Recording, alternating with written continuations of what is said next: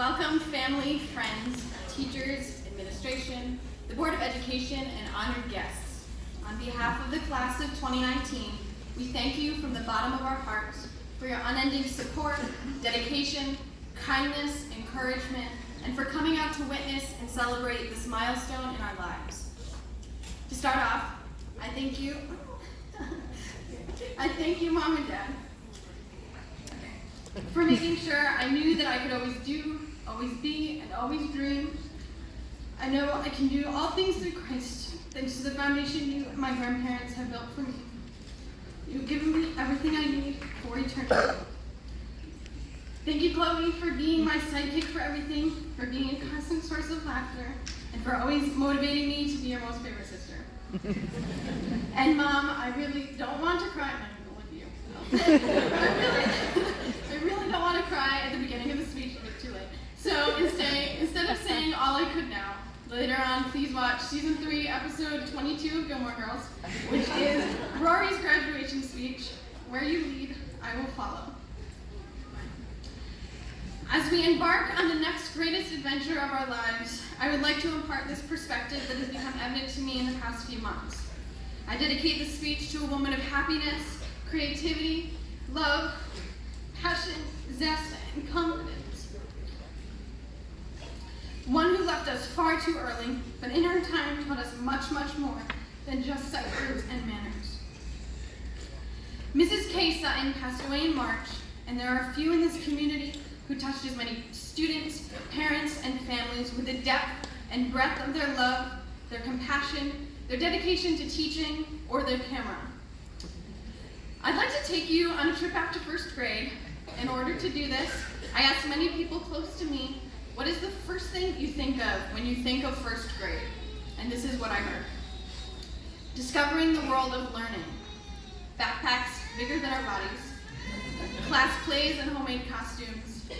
Boogers, germs, and throw up. Losing our baby teeth. Broken bones. A-frame tag. Field trips to the farm.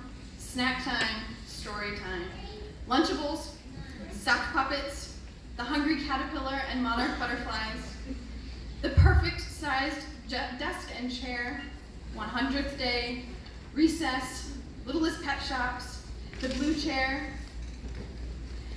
and finally, Michael Miller's annual visit at our TRAPSs.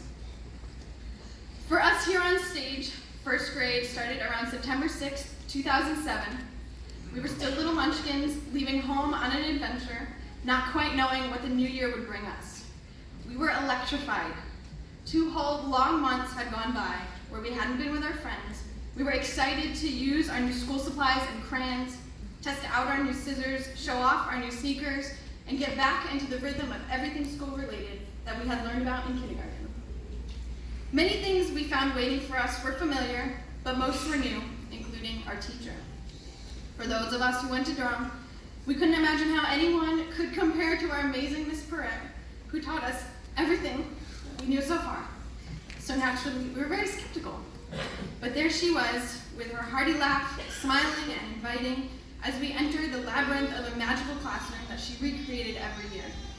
Little did we know, Miss Sutton would take so many pictures, make so many scrapbooks, read so many books, allow Michael Miller to wreak all of his shamrocky havoc, teach us the tootie tot, and make us realize how much we love to eat ooples and bananas.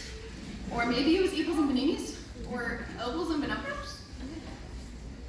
Throughout that year, Miss Sutton taught us how to embrace being open to new things and simply being young. Or as Merriam-Webster puts it, she supported having the qualities associated with young people, such as enthusiasm and optimism. We were enthusiastic about what we were doing then, living in the moment, and we were optimistic for our future. Without being conscious of it, with each endeavor we pursued since, we used these traits to be successful. The class of 2019 has received over 100 college acceptance letters. We have been to sports sectionals for tennis, track, and soccer numerous times. We were selected for area all-state choruses and bands, and all-state chorus, which is the best in New York City. We have had leading roles in our school drama productions. We're recognized for leadership for national organizations, earned college credits, and were chosen for youth leadership conferences and were selected for summer camps at prestigious universities. There are 3 Eagle Scouts here in front of you. Students in this class have already traveled to the Middle East, Europe, and Costa Rica with plans to travel more and further their contributions to the greater good, as well as serve our country in the military. We have worked hard, survived losses, overcome obstacles, faced our fears, and have also learned some hard lessons. Through all of this, since first grade, we may not have thought of the childish qualities that encouraged us, the golden age of childhood, the naive happiness that kept us optimistic, the excitement of meeting new people and sharing new experiences, and the eagerness to learn. Back then, the carefree nature of childhood allowed us to really only worry about what was going to happen at morning program, as there were often unexpected surprises. But we could usually count on swaying to Lee Greenwood's God Bless the USA, bringing us full circle, connecting us to each other and our school families. Most striking to me is that we did not have fear of failure. The attitudes that we chose to have each and every day were the ones that Miss Sutton modeled for us. They did not include the acceptance of defeat, not gloom or pessimism, not greed or jealousy, not resentfulness or selfishness. We woke up every day excited to see what that day would bring, good or bad. Eager to participate in it, we did so with exuberance, gusto, liveliness, and joy. Although our priorities were different, our 6-year-old selves used enthusiasm and optimism to make everything we did successful, and we did not let repetition or overfamiliarity incite defeatist attitudes. Guided by our first grade teacher, we embodied the sense of wonder, and it served us well. I ask you, class of 2019, to never let go of these gifts of a youthful spirit. Just like Miss Sutton, like sun rays breaking through a blanket of clouds, the spirit brings us hope. Being a child in its pure sense is not just a phase, but also an open-minded and open-hearted attitude that makes life, even through difficult times, joyful and good. Supporting this philosophy, Eleanor Siegler, in her book Too Much Beauty, states, I believe our most important task is to protect the spirit of children. And by spirit, I mean the very essence of the very aspect of their unique being. Something about this feels like the beginning of how we will heal. And by we, I mean humanity. By humanity, I mean the world. I do not know if Miss Sutton knew that by doing her job so well that she may have essentially been healing the world.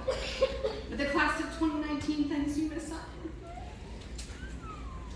for more than we could ever imagine you were teaching us. I thank you, class of 2019, for your spirit, friendship, and our memories, and I congratulate you on being here in this moment and on all of your accomplishments. And with that, I'd like to part with some words for all of you, written by Bob Dylan. May God bless and keep you always. May your wishes all come true.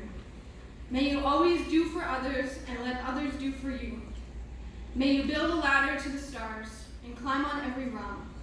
May you grow up to be righteous. May you grow up to be true.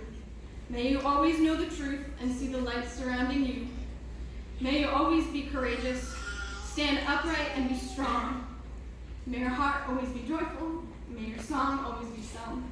And may you stay forever young.